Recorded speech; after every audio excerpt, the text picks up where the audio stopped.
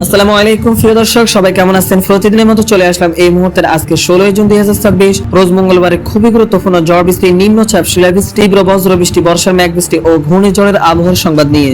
আবারও ঘনীভূত হচ্ছে বর্ষার বজ্র মেঘ। আবহাওয়া অধিদপ্তরের পূর্বাভাস অনুযায়ী 22 জুনের মধ্যে দেশের দিকে ধেয়ে আসছে বর্ষা মৌসুমের বৃষ্টি বলয় রিমঝিম, যার প্রভাবে দেশের 8 বিভাগের 64 জেলাতে ভারী থেকে অতি ভারী বৃষ্টিপাতের সতর্কতা। সেই সাথে টানা ভারী বর্ষণে উত্তরাঞ্চলে হতে পারে আকস্মিক বন্যা। জানি ইতিমধ্যে আবহাওয়া অধিদপ্তর থেকে জারি করা হয়েছে বিশেষ সতর্কবার্তা। প্রিয় দর্শক, এই মুহূর্তে সরাসরি মেঘমালা উপগ্রহ রাডারে চলে আসলাম। এই মুহূর্তে আপনারা সরাসরি দেখতে পাচ্ছেন যে বর্তমানে দেশের অধিকাংশ জেলার আকাশ আংশিক মেঘলা থেকে অনেকটাই পরিষ্কার রয়েছে। তবে দেশের উত্তরাঞ্চলে আকাশ মেঘলা থেকে মেঘাচ্ছন্ন থাকবে। সেই সাথে সিলেট বিভাগের কোথাও কোথাও বৃষ্টিপাত অব্যাহত থাকবে। তারপর আপনারা দেখতে পাচ্ছেন যে বিশেষ করে সিলেট বিভাগের সিলেট, হবিগঞ্জ, লাখাই, সুনামগঞ্জ, মৌলভীবাজার, তারপর হচ্ছে চটকবাজার, জগন্নাথপুর, বালাগঞ্জ, বানিয়াচক, হাবিবগঞ্জ, ফেনারবাগ, বিশ্বম্ভরপুর, চরখাই, জয়ন্তীপুর, জকিগঞ্জ, বড়লেখা, কুলাউড়া, ইতনা, কিশোরগঞ্জ কেন্দ্র এই অঞ্চলের বিভিন্ন জেলাতে আজ রাত থেকে শেষ রাত পর্যন্ত ভারী থেকে অতি ভারী বৃষ্টিপাত অব্যাহত থাকবে। ফলে টানা বৃষ্টিপাতের কারণে সিলেট বিভাগের একাধিক জেলার নিম্নাঞ্চল প্লাবিত হওয়ার আশঙ্কা রয়েছে।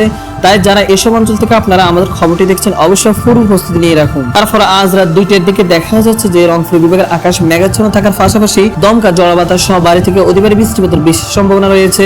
এ সময় বিশেষ করে রংপুর বিভাগের রংপুর, গাইবান্ধা, কুড়িগ্রাম, নীলফামারী, লালমনিরহাট, দিনাজপুর, ঠাকুরগাঁও, পঞ্চগড়, তারপর চররাজিপুর, চিলমারি, পীরগঞ্জ, জলঢাকা, জামালপুর, সরিষাবাড়ি এর আশেপাশের বিভিন্ন জেলাতে বজ্র সহ বৃষ্টিপাত, দফায় দফায় ভারী পরিসরে বৃষ্টিপাতের বিশেষ সতর্কতা রয়েছে আজ রাত 2টার দিকে। পাশাপাশি ময়মনসিংহ বিভাগের আকাশ শেষ রাতের দিকে মেঘলা থাকতে পারে। সেই সাথে কোথাও কোথাও বিচ্ছিন্নভাবে বৃষ্টিপাত হতে পারে আজ রাতের দিকে। তারপর 16 জুন মঙ্গলবার সকাল 7টার দিকে চলে আসার পর দেখা যাচ্ছে যে বিশেষ করে সিলেট বিভাগের উপর একটি মৌসুমী বৃষ্টি বলয় সক্রিয় রয়েছে, যার প্রভাবে সিলেট বিভাগের বিভিন্ন অঞ্চলে ভারী থেকে অতি ভারী বৃষ্টিপাতের বিশেষ সতর্কতা রয়েছে 16 জুন মঙ্গলবার সকাল 7টার দিকে। পাশাপাশি ময়মনসিংহ বিভাগের ময়মনসিংহ, নেত্রকোনা, ফুলপুর, নলিতাবাড়ি, কেন্দুয়া, কিশোরগঞ্জ, কাপাসিয়া, কাটিয়াদি এই অঞ্চলের কোথাও কোথাও 16 জুন মঙ্গলবার সকাল 7টার দিকে হালকা থেকে মাঝারি পরিসরে বৃষ্টিপাত হতে পারে।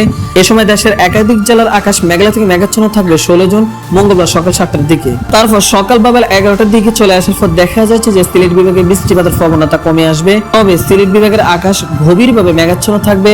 এ সময় অর্থাৎ বেলা 11টার দিকে দেশের 8 বিভাগের 64 জেলার আকাশ মেঘলা থেকে মেঘাচ্ছন্ন হতে শুরু করবে এবং কোথাও কোথাও অস্থায়ীভাবে দমকা জলবাতাস বয়ে যাবে 16 জুন মঙ্গলবার সকাল বা বেলা 11টার দিকে।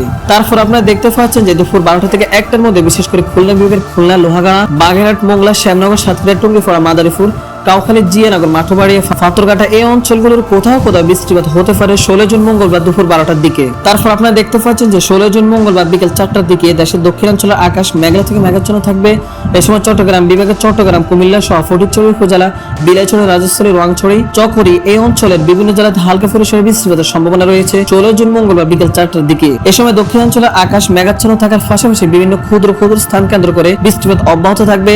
তারপর রাত 7টা থেকে 8টার দিকে দেখা যাচ্ছে যে সিলেট বিভাগে আবারও কয়েক দফা বৃষ্টিপাতের সতর্কতা রয়েছে 16 জুন মঙ্গলবার রাত 8টার দিকে। তারপর রাত 11টার দিকে চলে আসার পর দেখা যাচ্ছে যে দেশের দক্ষিণাঞ্চল সহ মধ্যাঞ্চলের আকাশ আংশিক মেঘলা থেকে পরিষ্কার থাকবে। তবে দেশের উত্তরাঞ্চলের বিভিন্ন জেলার আকাশ মেঘলা থাকতে পারে 16 জুন মঙ্গলবার রাত 1টার দিকে। এরপর রাত 2টার দিকে চলে আসার পর দেখা যাচ্ছে যে বিশেষ করে সিলেট বিভাগের প্রত্যেকটি জেলাতে দফায় দফায় বজ্র সহ ভারী থেকে অতি ভারী বৃষ্টিপাত অব্যাহত থাকবে শেষ রাত পর্যন্ত। অর্থাৎ বলা যাচ্ছে যে সিলেট বিভাগের বৃষ্টির প্রবণতা অনেকটা বেশি, যার ফলে নদ নদীর পানি বৃদ্ধি পাবে। এর সাথে বিভিন্ন নিম্নাঞ্চল প্লাবিত হওয়ার আশঙ্কা রয়েছে। তাই যারা সিলেট বিভাগ থেকে আমাদের খবরটি দেখছেন অবশ্যই পূর্ব প্রস্তুতি নিয়ে রাখুন।